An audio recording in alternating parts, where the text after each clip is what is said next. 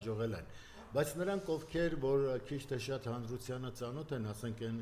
Էրդողանի շունը, Շիրինյան շունը, ասում է վզին տալով տարեք, ասում է վեհապարի մասին։ Հիմա այդ շունը հիշում են, որ պատերազմին այդ հետո կձերբակալեն, չեն ձերբակալի, կգցեն իրան այդ դժողքը, որտեղի դուրս է եկել, ուրեմն այս շունը, որը որ պատերազմի մասին ասում էր, այ երբ որ ջավախքի վրա հարցակվեն, ես կգնամ, արա դու քո տունն էլ չես պաշտպանի։ Փալաս, դու փալասի պես ոտքերի տակ կփռվես նրանց, ովքեր գան որևէ վնաս հասցնելու, դու փալաս կդառնաս, վերածվես արագորեն փալասի, կասես տրորեք, ոտքերը մաքրեք իմ վրա։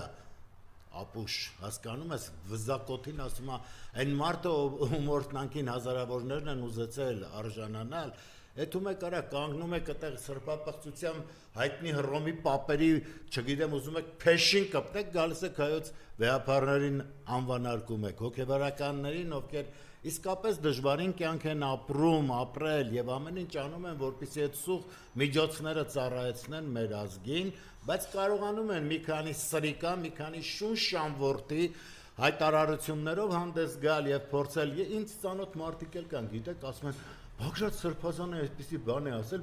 արա Բագրատ Սրբազանի կյանքը բոլորիդ աչքի առաջ է։ Բագրատ Սրբազանը առավոտը զարթում էր, մինչև ուշ գիշեր ընկած իր ժողովրդի ցավերն էր բուժում, հնարավոր ամեն ինչ անում էր, կառույցներ էր ստեղծում, որսի կարողանան ուրեմն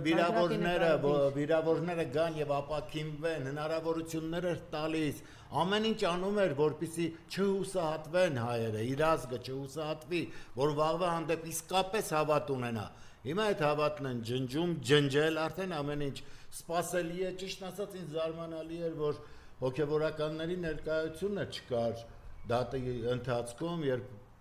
Սրբազան Ուրեմն Բագրատ Սրբազանին փորձում էին դատել եւ այդ իր հեգնանքին արժանանալով իհարկե